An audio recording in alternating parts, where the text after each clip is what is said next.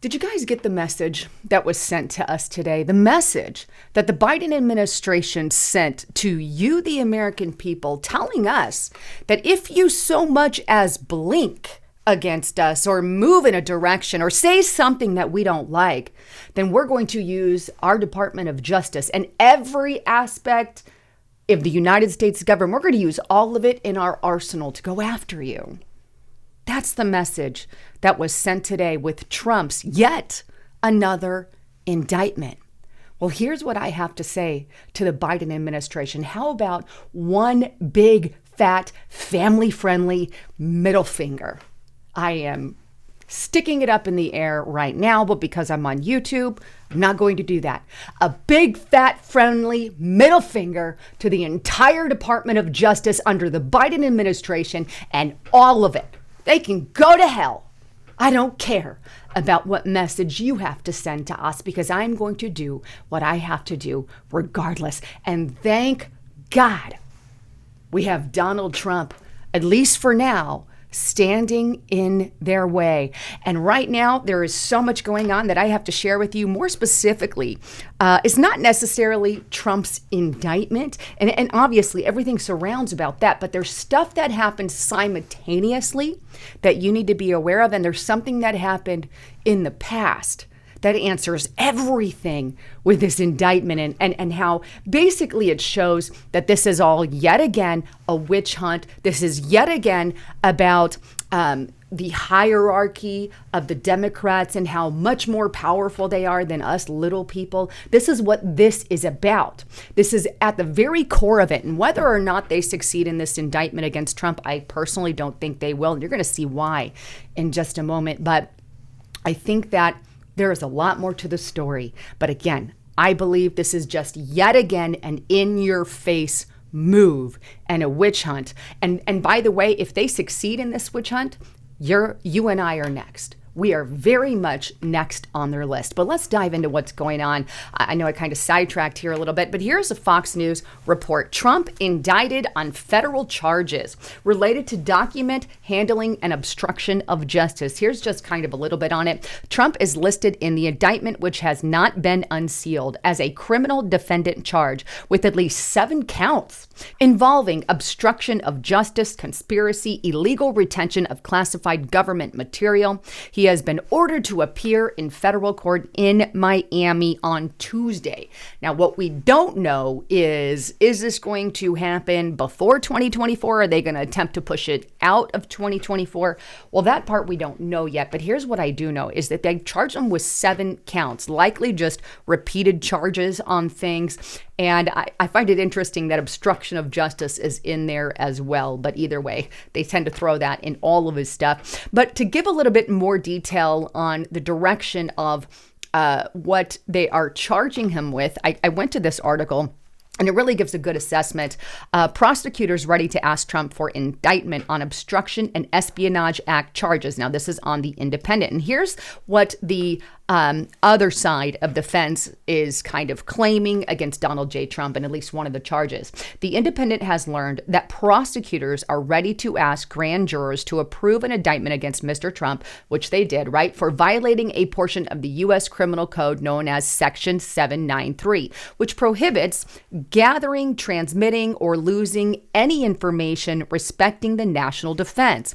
The use of Section 793, which does not make reference to classified information, it is understood to be a strategic decision by the prosecutors that has been made to short-circuit Mr. Trump's ability to claim that he has used his authority as president to declassify documents he removed from the White House and kept at his Palm Beach, Florida property long after his term expired in January 2021. That section of criminal law, which is written in a way that could encompass Trump's conduct, even if he was authorized to possess the information as president, because it states anyone who lawfully having possession of, access to, control over, being entrusted with the document relating to national defense, and willfully communicates, delivers, transmits, or causes to be communicated, delivered, or transmitted, or attempted to communicate, deliver, transmit, or cause to be communicated, deliver, or transmitted the same to any person not entitled to receive it, or willfully retains the same falls to deliver it on demand to the officer or employer of the U.S. entitled to receive it, can be punished by as much as 10 years. Lots of kind of repetition there, but bottom line is, they're saying, his prosecutors are saying, well, we know that, he was president of the United States and he has a right to declass any document. Therefore, we're going to go after the fact that he may have mishandled or misused or gathered or lost. In other words, they're pulling crap from out of their ASSs and they're saying, this is the thing we can get him on because we kind of absolutely lost the entire thing. The problem is, right, of course, they're not doing anything yet with Biden whatsoever. I don't believe anything will come of that. The problem with Biden and Trump, Biden didn't have the ability to declassify all of his documents because he was vice president at the time. Donald Trump did, right? There's a lot more to this story. But what I find interesting is Trump's response. And I really like how he responded. And here he goes. How can DOJ charge me? Who did nothing wrong? When no other presidents have been charged, when Joe Biden won't be charged, including the fact that he had 1850 boxes, much of it classified, and some dating back to his Senate day, when even Democrat senators were shocked. Also, Clinton had documents and won in court. Crooked Hillary Clinton deleted 33 emails, many classified, and wasn't even close to being charged. Only Trump, the greatest witch hunt of all time. You know what I think? This is about our United States election in 2024. Here we have Joe Biden at the very top, going after one of the presidential frontrunners for 2024. Is that a coincidence? No. They've given up coincidences. They're just showing their powerful force. But you know what else is not a coincidence? How about the fact that on the very same day that they decided to bring these bogus charges, this indictment against Donald J. Trump, on that very same day, the FBI was forced to give up damaging documents against the Bidens to Congress, which reportedly show millions of dollars of bribes. We're talking 5 for the big guy, 5 for Hunter Biden from Ukraine, in order that, well, the Bidens would, do some stuff in return. Is that a coincidence? Yeah, absolutely not. Because you know what? Every single time it seems to happen quite often. Take a listen to Marjorie Taylor Greene. Is it a coincidence, do you think, that on a day when the FBI finally comes clean about what they've got on Joe Biden, that all of a sudden we have an indictment of President Trump? No, I don't think there's any coincidence. And I can tell you, Chris, you're absolutely right. I actually read the FD 1023 form today in the SCIF. And it's ironic it was in the SCIF because this 1023 form is unclassified. So I believe all the American people should be able to see it. But on the 1023 form that lays out in perfect detail and description from the FBI's top paid informant that they say is very credible, one of their most credible informants, it lays out all the truth that we knew all along, that you've reported on and many others, that Joe Biden was involved in pay-to-play schemes in Ukraine involving Burisma. And it says in very clear detail that Joe Biden was paid $5 million and Hunter Biden was paid $5 million to get the work done, to get Victor Shokin, the prosecutor, fired and stop him from investigating Burisma. But they were involved and used to having to pay bribes because that's common in Ukraine and Russia in business. And they were willing to pay a bribe to the vice president of the United States in order to get Victor Shokin fired. But the form references 2 more 1023 forms.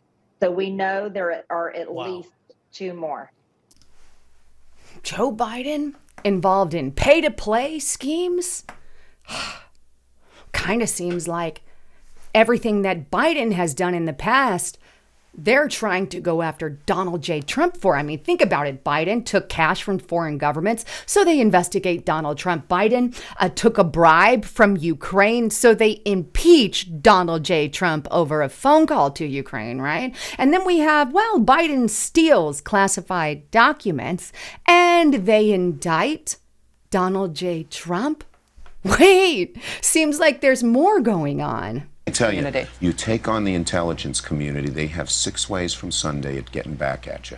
So even for a practical, supposedly hard-nosed businessman, he's being really dumb to do this. What do you think the intelligence community would do if they were motivated? I don't know, but from what I am told, they are very upset with how he has treated them and talked about them. Well, I think we know now how the intelligence community will get back at Donald J. Trump. How about indictment after indictment after indictment? Oh, that's definitely what we're seeing in play here. But you know what? Regardless of all of that, I don't think this case stands a chance. I think it's a witch hunt. I mean, it might. Take that back. There's always that possibility because we have a very corrupt system. The good news is that this is going to be happening, I believe, out of South Florida. So we're not going to have a DC jury panel that's just all freaking liberal. I think it'll be more of an even jury panel. So that's the good news. But I also believe that they've got trumped up charges. Why do I say that? Because of something that happened to Bill Clinton in the past. Because again, the past holds the key to the future, right? Take a look here. And this is on Just the News. It's a great article, by the way. Old case over audio tapes in Bill Clinton's sock drawer could impact Mar-a-Lago search dispute. Now, to give you an overall idea of what happened, because I don't want to get into the entire thing, what happened generally is the historian Taylor Branch wrote a book and said that, hey, there's audio tapes in Bill Clinton's sock drawer. And so as a result of that, Judicial Watch comes forward and says, hey, I'm going to sue the National Archives Department for those audio tapes. I want to hear what's on them. Well, the judge decides that, hey, we're going to reject the case. You lost the case. So Judge Amy Berman Jackson in D.C. ultimately rejects Judicial Watch's suit by concluding, hey, there's no provision in the Presidential Records Act to force the National Archives to seize records from a president. And here's what was stated specifically, quote, under the statutory scheme established by the PRA, the decision to segregate personal materials from presidential records is made by the president during the president's term, and it's his sole discretion. Then it goes on to state this: since the president is completely entrusted with the management and even the disposal of presidential records during his time in office, it would be difficult for this court to conclude that Congress intended that he would have less authority to do what he pleases with what he considers to be his personal record. In other words, if you took that, what happened to Clinton back in the day, this is an open and shut case. If it's the president's discretion to throw away or to do with the records what he likes, then the case that is being brought today is irrelevant. The case that they're trying to bring against him right now is saying, oh, he messed with them, improperly handled them, and, that's what we're going, may have lost him, or fill in the blank. It's just bogus and stupid. Bogus and stupid. So that's why I say it's very important to watch what happened the day of and watch what's happening now. Timing is everything. They purposefully did this at the same time, of course, to distract everybody from Joe Biden and then to accuse Donald Trump of something Joe Biden is doing currently. Again, it's that hierarchy in power. And again, I'm going to say, I'm going to give you the family-friendly middle finger. I don't care about your hierarchy. I think we need to start rising to the forefront, not only pointing out their corruption, but really taking a stand. We have to get somebody in there to revamp all this Department of Justice because we are living in a third world country, massively in a third world country. Anyhow, I had a lot to share with you guys today. Please make sure you're still subbed to the channel. And if you're new, you're going to want to subscribe because I talk about a lot of stuff like this. And by the way, get to restrictedrepublic.com. I've got massive information on there that you're not going to get anywhere else. And I really go into detail, and we do live streams, Q&As, all kinds of good stuff. You have no commercials, but you're not going to want to miss it. Use the coupon code Lisa and the number 5 to get it for $5 per month. Anyhow, I love you all. I'm Lisa Haven, signing out.